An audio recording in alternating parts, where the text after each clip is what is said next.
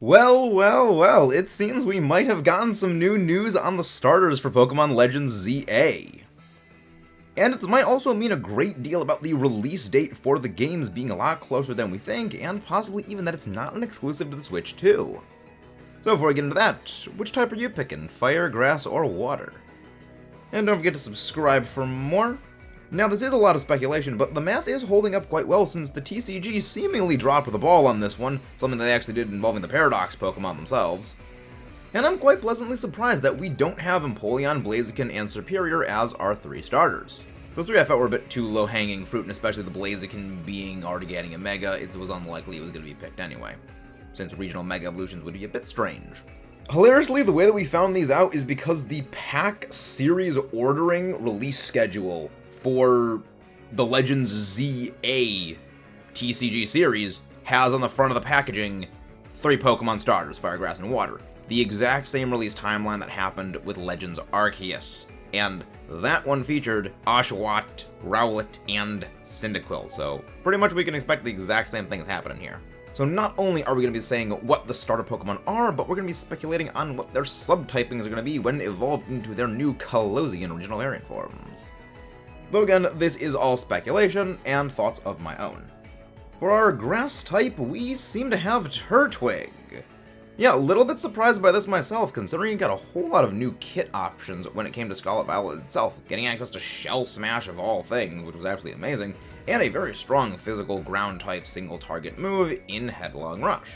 So, what are they going to be able to give this thing that needs to differentiate it quite well?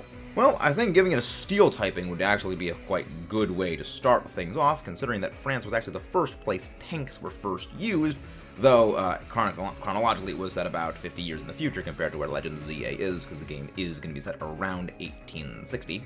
Still would make sense considering they already have had plans for a tank Pokemon in the past. Just look at the original Hydreigon design, that's the reason it's got those 2 stripes going down its chest. It's a remnant of its original design, being a tank dragon. Yes, the USA was going to have a battle tank dragon. That would have been glorious. So maybe they can finally make up for that by giving us a battle tank turtle. I'm assuming they're going to be lopping off a little bit of its speed to pack on a little more special defense and physical defense, but we're never going to know until we actually start seeing the double tank cannon of Doom Gamera turtle in action itself. Possibly I could see it being a rock type as well, but I don't think this is going to be as likely considering this would nullify its weakness to fire, and just kind of face multiply the entire type triangle in the face, something that they don't want to ever seem to go and violate since what they did back with Empoleon itself, though in Empoleon's case it was still weak to fighting and ground when it came to Empoleon and Torterra, when it came to Infernape and Torterra itself, so maybe. For its ability, I can likely see them giving it access to the blaster proof, as we should say, giving it immunity to those detonative and ball-related moves. Honestly, would go quite well considering there's a lot of variety in those different attacks. Giving out an immunity to all of those things would be quite good on a defensive Pokemon, especially letting it easily set up moves. For our fire type, it seems we're going to be with Litten. This actually was a relatively clear-cut choice. A lot of people were thinking that we were going to be getting Cinderace in place of it. I didn't think this was going to be too likely, purely on the basis of we did just get Cinderace back in Generation 8. It would be a bit soon for them to do something like this that quickly, especially since it doesn't really need anything different. At the very least with Incineroar, it's a monster as is. Something like this could make a much more tame version of Incineroar that players would like in the same capacity like Incineroar itself, but not have the same competitive destroying capabilities that make people actively despise Incineroar. And other than that, there was Blaziken, which, again, they weren't going to do because of regional variant Mega Evolutions would be a bit complicated. Same reason for Charmander. Other than that, Emboar actually would have fit quite well, especially considering the long history the US and France have together. It would have made for an interesting connection. They wouldn't have obviously gone for Fennekin because it's already the natural starter of Kalos for Fire type, but they did pick Litten as our Fire type of choice. I didn't think that we were going to be getting Cinderace as our Fire type here, despite the connection of a football, or soccer as we actually call it here in America, because it realistically just came out, relatively speaking. Generation 8 was only one generation prior. And I know that this is going to give a lot of trauma for people in VGC, seeing a new Colosian variant of Incineroar popping off and obliterating competitive, However, I think this actually is going to be much more tame in a Kalosian variant, unless they make some sort of special counterpart to the ability Intimidate. The other part of this is that Fire Dark is actually a very good defensive typing. We tend to underrate this because of the absolute glass cannon destroyer nature of Houndoom and especially Chi-Yu, with their relative frailty in terms of stats. But Incineroar has actually quite good defensiveness and bulk because it has really not that many common weaknesses, at least when it comes to something like doubles in VGC, and it resists a lot of things that are typically quite annoying, on top of Intimidate, Parting Shot, Knock Off, Fake Out, and literally everything else in Things Toolkit. You take that away in terms of you take away Intimidate, or you take away that typing, or you really take away just one of those little toolkit things, and it does start to become a much more manageable Pokemon. You take away 2 or 3 of those, it's going to be way more manageable, and a lot of people are probably going to like this Incineroar far more. Typing-wise, I can see a couple options for it, the most notable ones being Fire Ground or Fire Fighting. Possibly Fire Rock.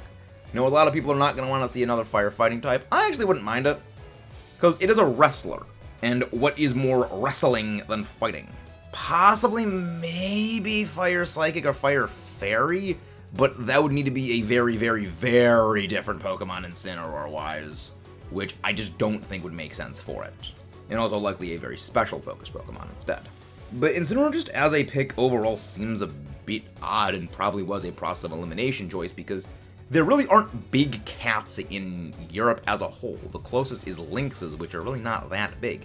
They don't really have big cats like panthers. So again, was a bit of an odd call, but it was more seemingly a process of elimination pick than anything. And last but certainly not least, and I am so happy about this, we have my boy Totodile as the water type. This officially makes Gen 9 of the generation of the Crocos. Look at these absolute head empty, no thought good boys. I'm so happy. I also doubt we're going to be getting a water dragon type, much as I do doubt that we are going to be getting, well, another firefighting type. Mostly because, again, this would completely destroy the whole typing triangle.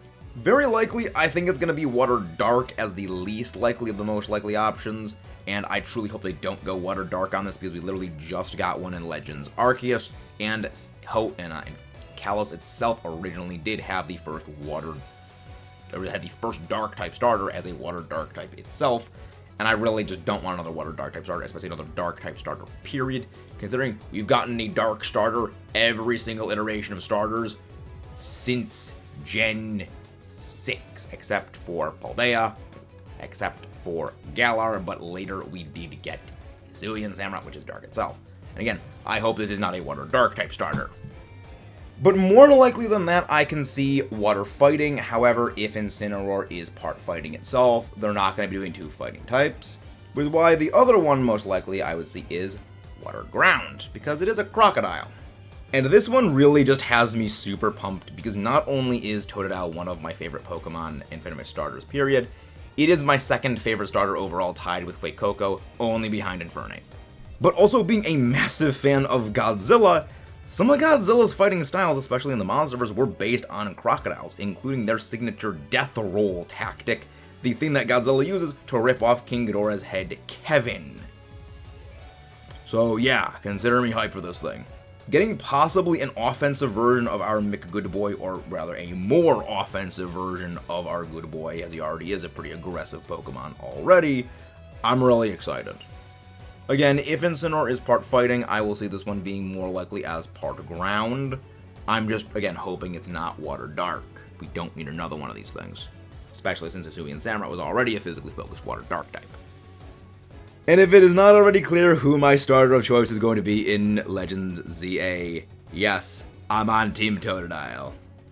I mean, hey, Godzilla Kong the New Empire, Godzilla did attack France, so yeah, the math all is check out and it's all coming together. The interesting thing about this release information, considering the TCG, is that it somewhat seems to suggest that the release timeline for ZA is actually far more soon than we expect. A lot of people, myself included, thought this was going to be, at least possibly, the November release of 2025. But if it is following the same thing as Legends Arceus release timeline, this could mean it's coming out around February.